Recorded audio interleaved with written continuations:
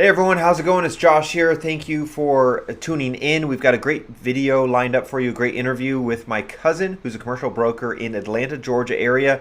The purpose of this series and these interviews is really expanding our horizons and seeing what kind of investment opportunities are around in our great country, the United States.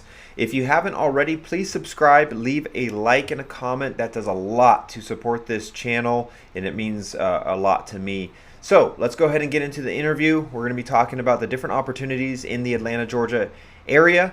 Make sure to subscribe because we've got some other ones coming down the chute. I'm working on editing them right now. So enjoy. Sure. My name is Nate Riso. I'm the managing director of the apartment team with NAI, Brandon Goddard, here in Atlanta. I've been in the business for about 25 years. Started in my teens. My father was in multifamily as well. So I grew up around properties, apartments, learning multi-tenant properties, as well as worked with him in building some custom homes in the mid 2000s, 10,000 square foot custom homes on septic, really understood more of the building process, the permitting process, and we did condo conversions. So big spectrum. I've been in real estate my whole life. I love it. Painting, my first painting company in high school, employed 3 of my friends while we were still attending classes. So I really do enjoy it. And as my career has progressed, now I'm on the side of brokerage and really helping clients, asset development, value add identification, and then management. I've had the pleasure of managing properties for some of my clients before selling and getting their books in order, getting all their overhead down so that their operating costs are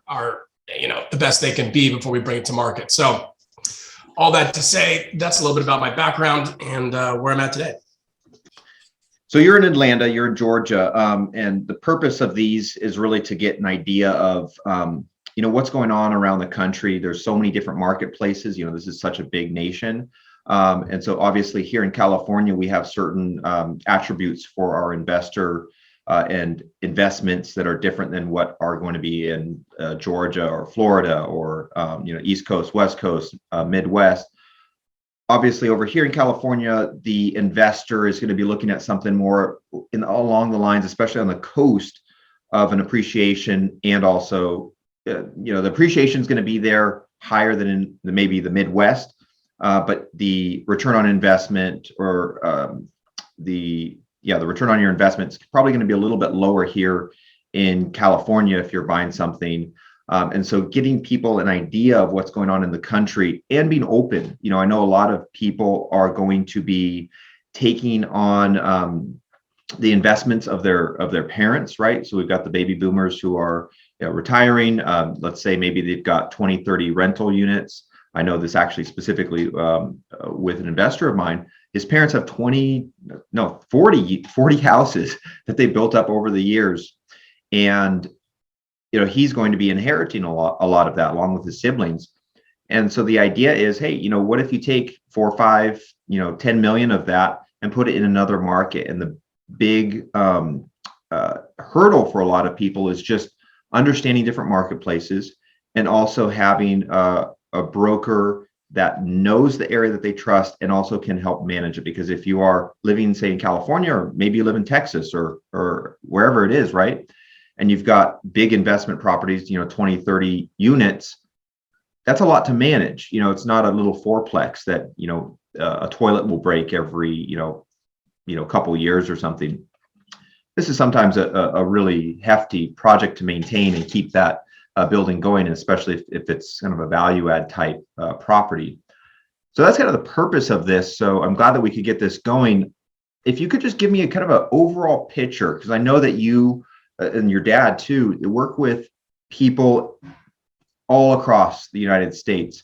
Tell me a little bit about your insight as far as Atlanta, Georgia, even the greater area, because I know that you've probably got investors that invest outside of Atlanta.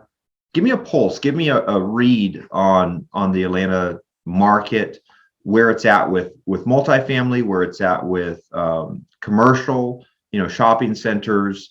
Not all investors are looking multifamily, but what's kind of your read on the market and the health of the market, and what are you feeling Well, let's just start with that. Yeah. How are you feeling with the overall marketplace there?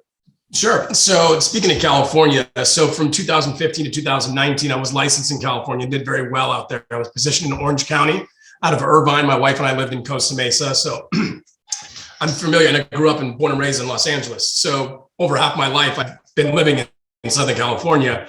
And over the past, 6 years, 4 of those being in Southern California, I can completely relate to the appreciation that you mentioned. Yes, California real estate, especially when you're towards the coast, it has appreciated very, very well. The properties, even your C's and B's, where there's a lot of value add opportunity there, everybody needs a place to live. Southern California is extremely densely populated. So even when you have a property that's 50 years old, you can still charge $1,800, $2,000 rent for nothing that's been renovated, just basic amenities. I mean, you're not talking about anything fancy, right? But those places do rent out. And what that is you're talking about passing on generational wealth. Well, that's a great, great thing that we have in this country is you can get a step up in basis under our current laws right now. Check your tax codes. But in California, you get property tax taxed on the price at which you purchased it, right? So your property taxes stay low. And the minute you sell it, that gets a bump up as well to current transaction price. So the taxes, you never want to sell it. You want to pass it on. Your kids or grandkids or family members, whoever you pass the property on, you get a step up in basis. So whatever the valuation is at the time when the property is handed down, that's wonderful. The only tax is when that appreciation hits beyond that place. So I can more than happy to discuss that with anyone that's interested, but you're also your accountant or any good broker will be able to talk that with you as well. So in terms of California, the appreciation is there. That's great, but you're getting much lower cap rates. And even more so, even now after the pandemic, because money is so cheap to borrow right now, it's driven the value of properties highest I've ever seen. Even more so when they were already at a height, a California property. The only thing is, depending on your investment strategy and what your goals are, you're not going to see the cash flow. If you're investing in the Southern California market now, you're not going to see the cash flow that you would see in a market such as Texas, where I took a client out of a little fourplex in Los Angeles under rent control, which was terrible. That's another thing is the legislation, the rent control statewide in California really limits what a property can and can't do, especially if the rents are under market value and an investor wants to come in, pay a little bit over market value, and then make improvements and raise those rents. You're limited to what you can do in California. What that does for an experienced investor is saying, this is an investment. I want to control my assets. I want to control my investment and do what I want with it. Well, states like Texas, Tennessee, Florida, Georgia, they're much more welcoming to investors to do what you want with your property. And you have to structure it into taxes and overall cash flow. But with a cap rate of 2, 3, or 4 in California, you're going to get 5, 6, or 7 in other states such as Texas, and right here in Georgia, that's what we're seeing. And these are on B and C properties, right? So these are not going to be your brand new build, Class A, multifamily, 300, 400, 500 units. Those are still going to be low cap rates because you can sell those to REITs, you can sell those to different funds. But some of the stuff that's been built over the past 20 or 30 years, which is still a quality asset, a quality location, you're going to get a much better return on your investment, a much better cash flow, and you can still increase your rents however you see fit. So if you get into a part of Atlanta, and the way Atlanta is built is you have the city center, right, downtown, and then heading north, okay, you have Midtown, you have Buckhead. Atlanta, because it was developed so quickly, especially after the Olympics and before, now we're, I think, over 6 million, and it'd probably be at 9 million over the next 5 years. Now that's a Chicago size, that's a Houston size, that's really big, but it's also sprawl. So Atlanta started developing these other neighborhoods because there was just nowhere to go but up, and people didn't, the traffic was terrible, the infrastructure is very tough. So people say, okay, we're going to develop different pockets. So you have a north of the city, which would be Sandy Springs, where our office is. I live just north of that. I live close to my office, and we're 15 minutes from downtown, right? So it's a pocket where it's still close to the city, but you're outside. These markets have been flourishing, right? Flourishing because businesses have been moving in. You have plenty of office space. It was at one point further out from the city center, and then the commute was much better. So offices would come to the north side, come to the west side, come to the east side. These have been developing in Atlanta over the past 20 years, and they continue today. You can go to any little pocket. If you're on the west side of Atlanta, and people who live in Atlanta will know, west side, man, 10 years ago, it was like, your railroad track and some industrial. Now it's completely mixed in with retail, With multifamily, they developed it. The infrastructure is still close to the city, but you're not in the city. You're 5-10 minutes out. So that's really where I see Atlanta has been doing and will continue to do. We don't have a great public transportation system. We do have one, but still, kind of like Los Angeles, it's really dependent on driving, right? You need a car to get around Atlanta. We don't have a great public transportation like New York would have, right? Or Chicago has. So with that, drivers, and then these pockets of Atlanta are starting to develop more and more. It's getting a huge draw. We have a ton of people moving to Atlanta in the state of Georgia, but specifically Atlanta is what I'm talking about. And then investors as well are getting their money out of states, what I call them, just red tape states. You have too much red tape to cut through. Well, they want to be in a city that's growing. Nashville has exploded over the past 15. My buddy lives there. I was there just a couple of weeks ago. I'll be there in 2 weeks. I know the real estate market up there, multifamily, it's booming. I mean, Austin is blowing up. Obviously, you have Tesla and the Gigafactory going there. That's a huge draw. But there's just different states, different cities that are getting a lot of investors out of California, out of New York. They want more control over their investment. So to answer your question, speaking about the Atlanta market, these pockets of markets all around the city within a 20-minute drive to the epicenter continue to grow. And that just keeps getting pushed further and further out. With regards to multifamily, the value of properties that are 15 or 20 minutes outside continue to rise. One, because money is cheap, but two, because after the pandemic, people are being able to work from home, right? They no longer need to live within proximity to a city center. They can live close to their office, or the work from home, they can live anywhere they want. Also, the crime of cities, as talked about in the news, it's real. Every city has its challenges. Atlanta is no different. So some of the people in the past who wanted to move in town, they're not. They're moving out. And because of that, the development has followed as well. With regards to retail, we still have a great retail sector. There's very few space available on high traffic roads, right? So your inline retail, there's still plenty of opportunity for that. Office is a challenge in every city because people are working from, not as many people are working in the office. Maybe they should, or maybe they shouldn't. But even our office, we have 60,000 square feet. We have over 50 brokers in the office. We have well over 100 staff. And during the pandemic, people worked from home. We had a record-breaking year. So with that, you say to yourself, well, man, I'm paying a lot in square footage, right, on the lease, and we're still hitting our goals, and we're very productive. Not every business can do that, but it's restructured how office is looked at. And then when people want to go look to renew their lease, they're saying, do we need as much square footage? Do we need as many offices, or can we do more bullpen or shared desk space, so to speak? That's a big factor. So office is in a transition period. It's not my primary focus, but I keep on the market. And then industrial. Obviously, multifamily, I would think, is the most popular. So multifamily remains strong in the markets surrounding the epicenter, downtown Atlanta.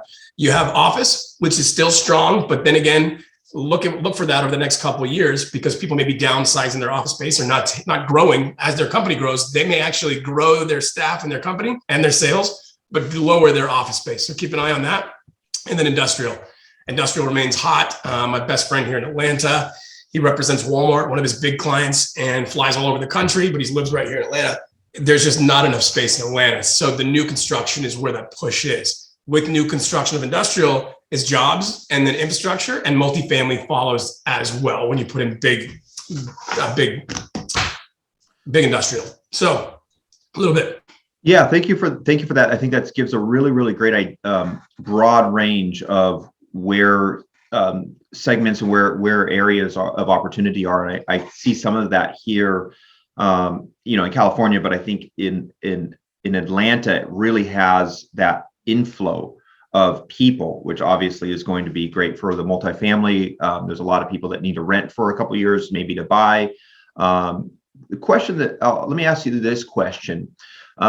As far as the office space, right, there's going to be a lot of office space. You said 60,000 square foot office for your company, and that's probably going across the board for a lot of other companies.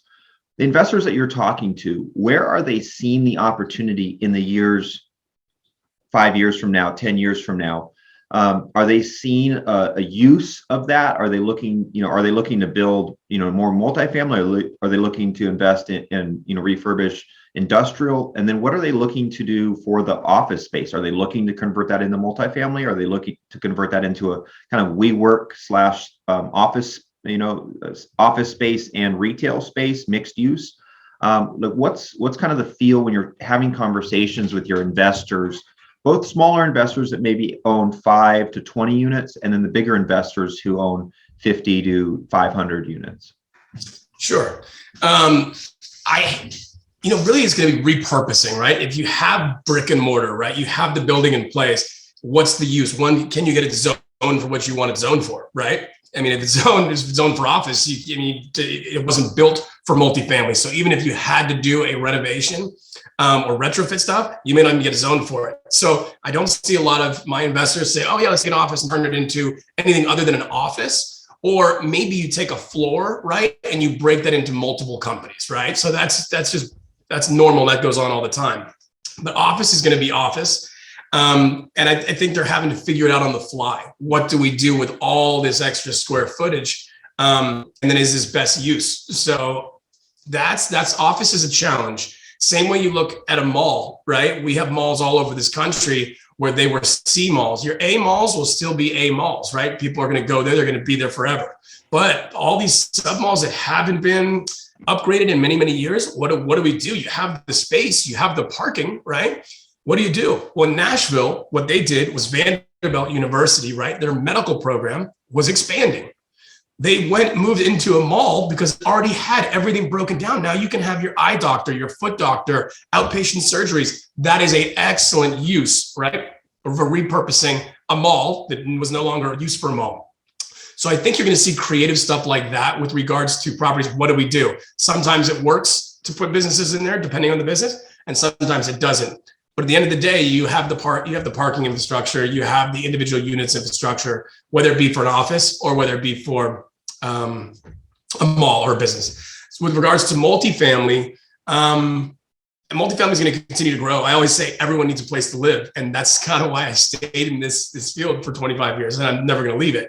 Everyone does need a place to live, and every day we keep adding to our population, and it's wonderful. And my wife, we're looking forward to add to that population as well.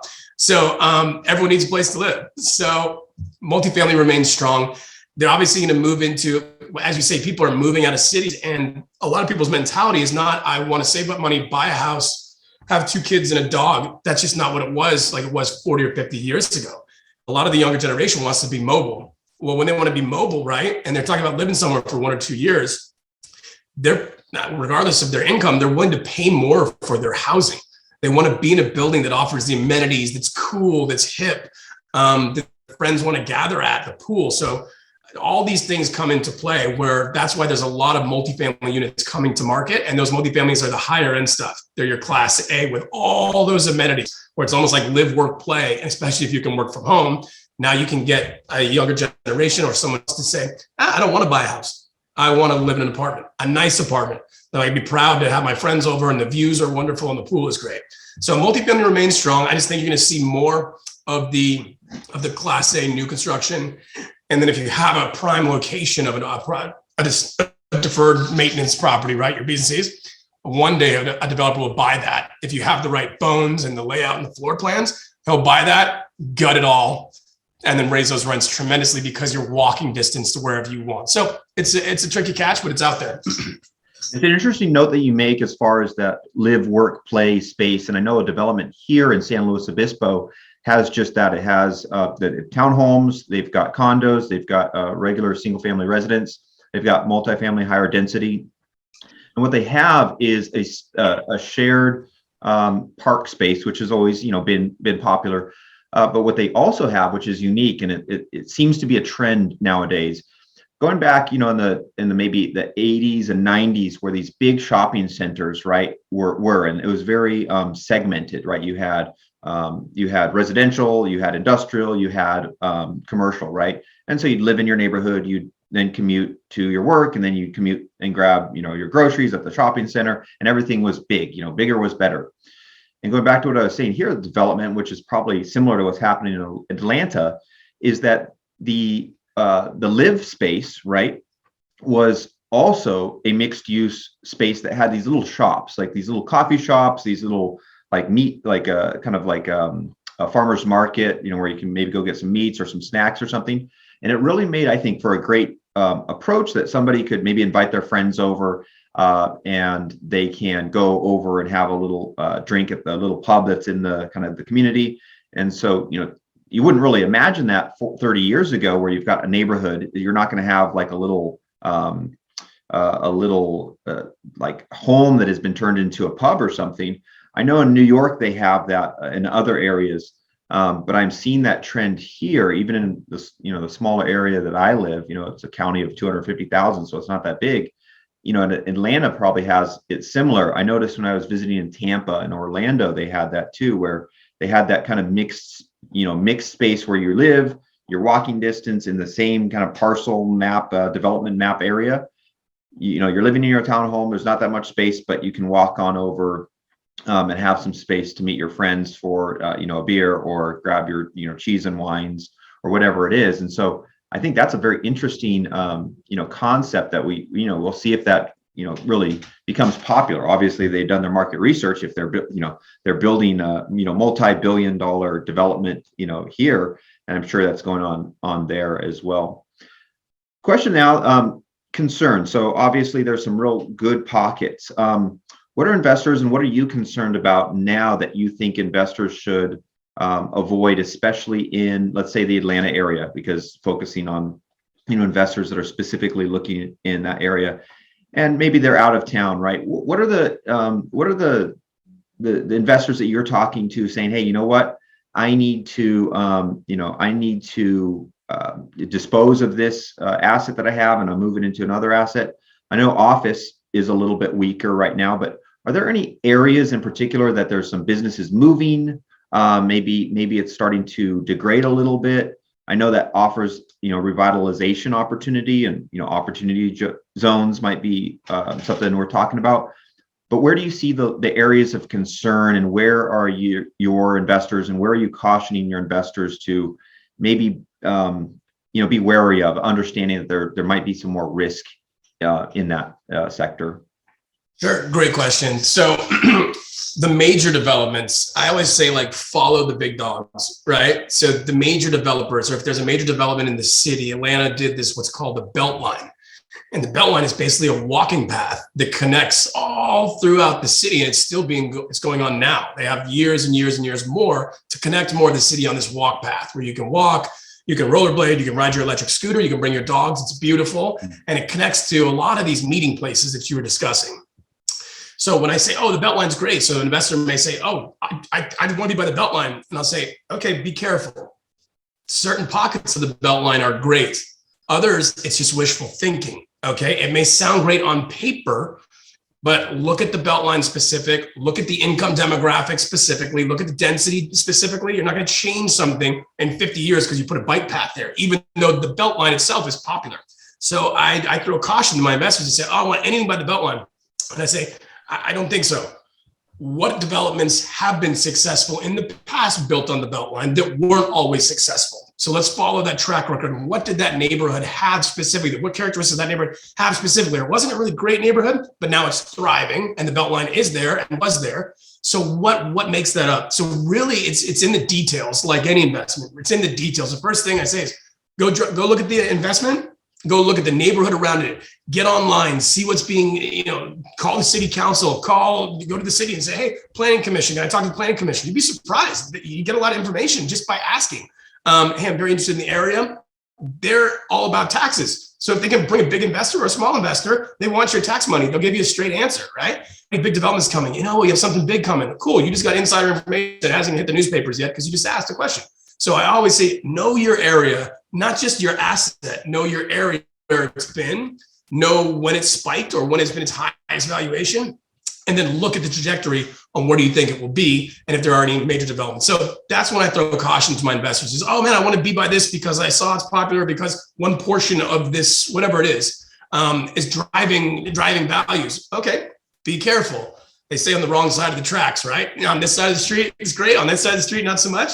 Same thing with my house. 2 houses down, it's a different tax code, a much better tax code. But I'm on this side, 2 houses down, this side of the street. So you really have to know your neighborhood as well as your asset. And this seems common knowledge for most people.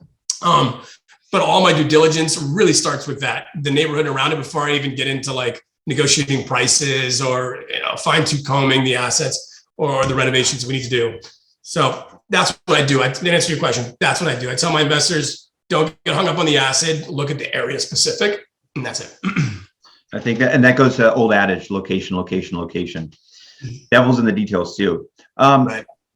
As far as talking about detail and getting specific, I know that we talked about a couple specific properties. We've got a 20 unit, and I think we've got a 10 unit as well here up on LoopNet. And I was just curious if you could really break down why you like these ones and offer an investor, maybe, even an investor that maybe lives in the Midwest, or maybe they, or maybe they're here on the West Coast. Let's say that, for example.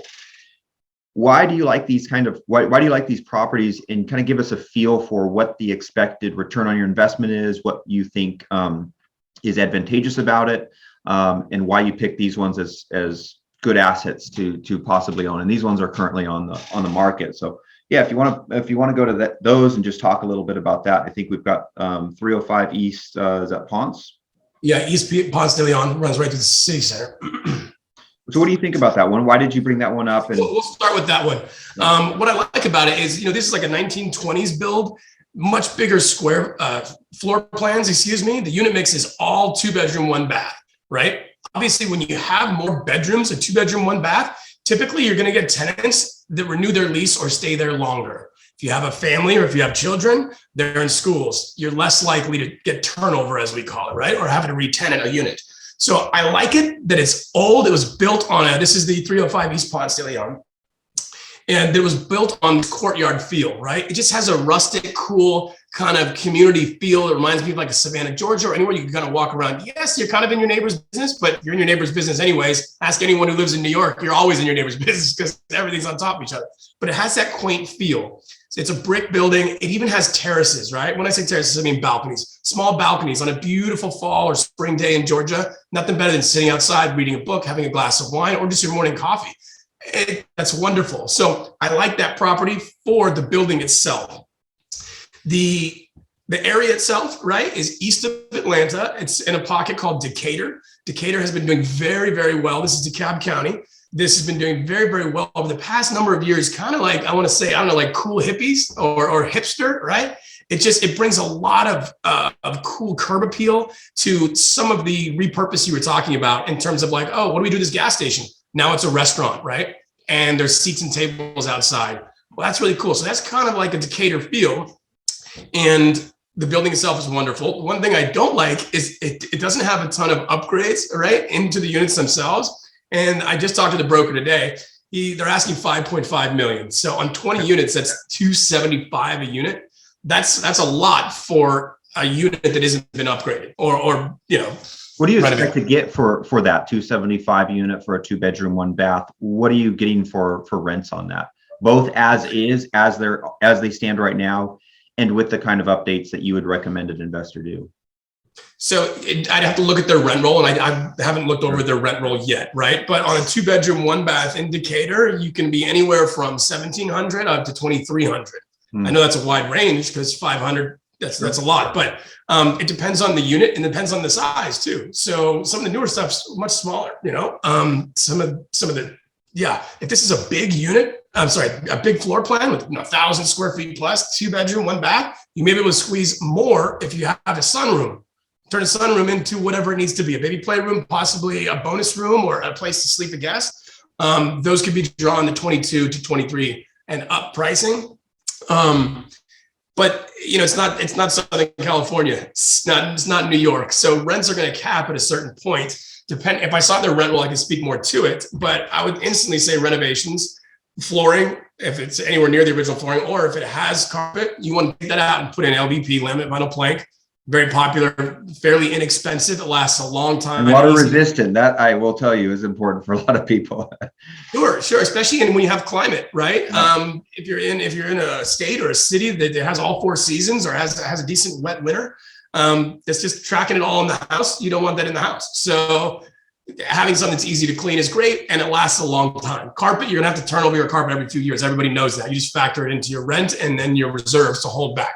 LVP, they will last you much longer. So 5.5. What would you say is a real a fair price for this and a good value? So we're at 275 a unit.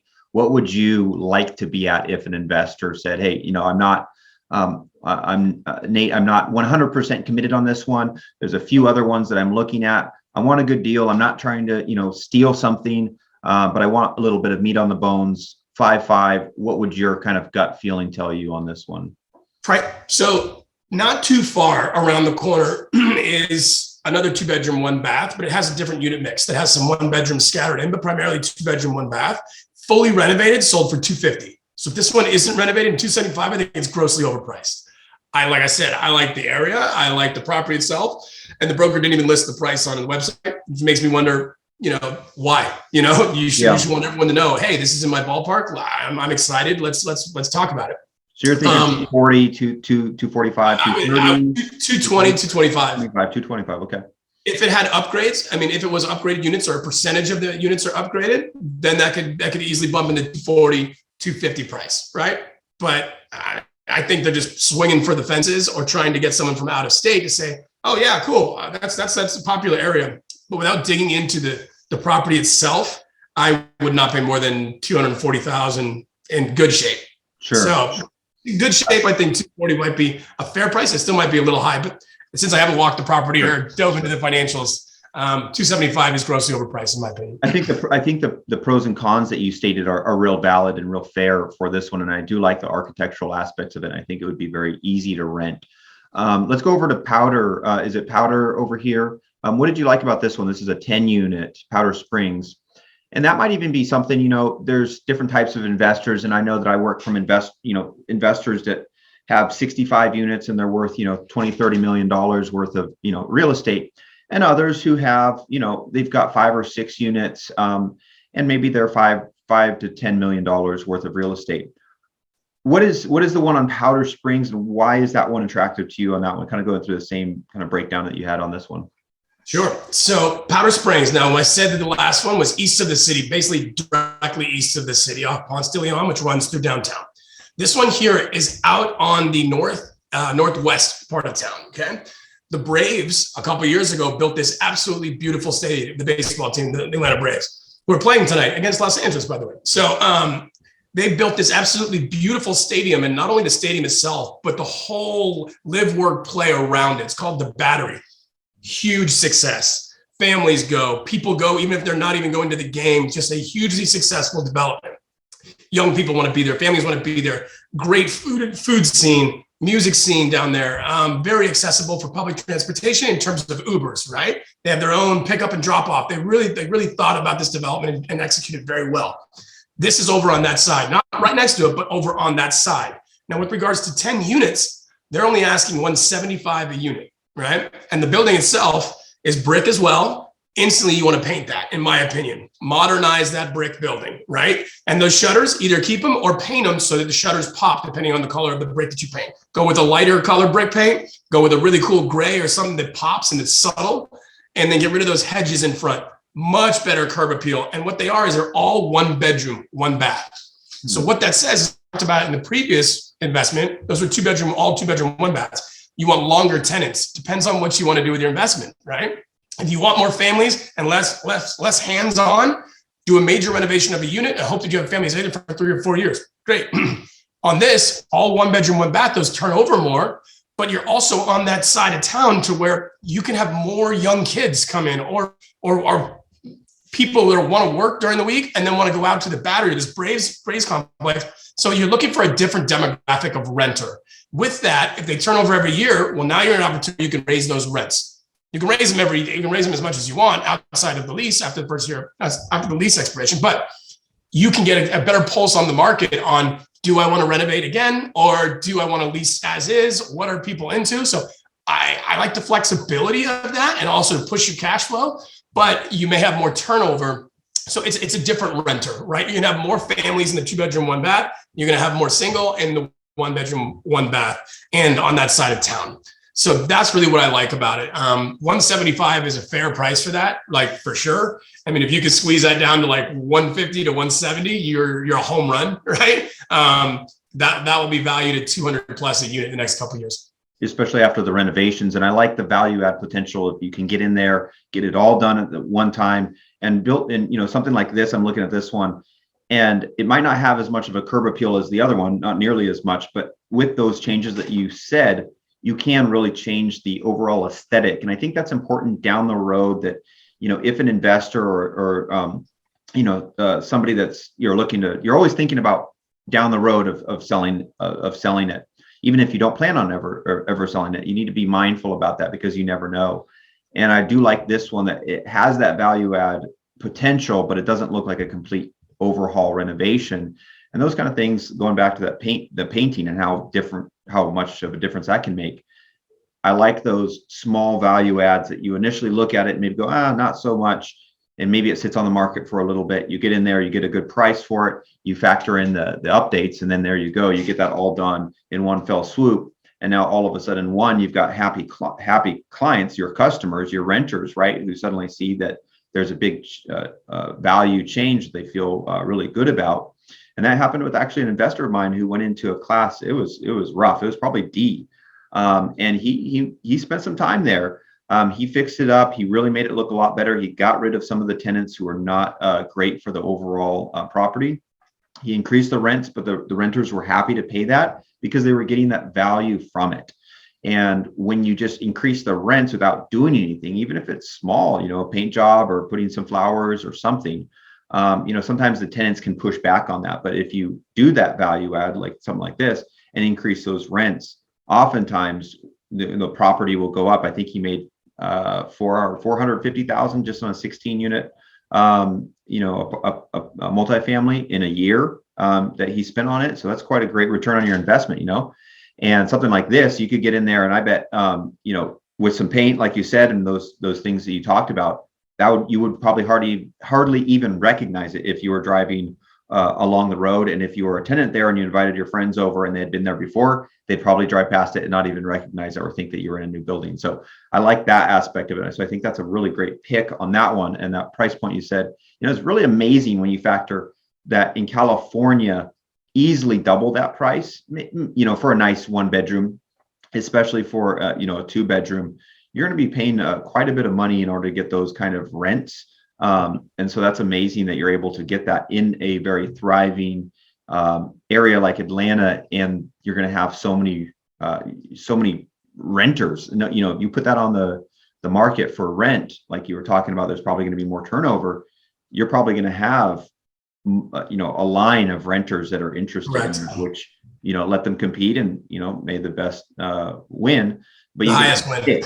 Yeah, well, the highest, but I will say this, that sometimes the highest isn't the best, because the tenant, sometimes you give them a little something and they really treat your place properly. And that's, you make a great point when you were talking about, getting rid of, we call them problem tenants or trouble tenants. That really pulls the morale of the whole property down. Oh, yeah. And I always tell my clients, if it needs to sit for 2-3 months, let it sit 2-3 months. In the long term, the value of your property, if say you had to sell it 6 months from now and you put 2 bad tenants in, well, the buyers are going to see that and be like, oh, poor choices, and this is no.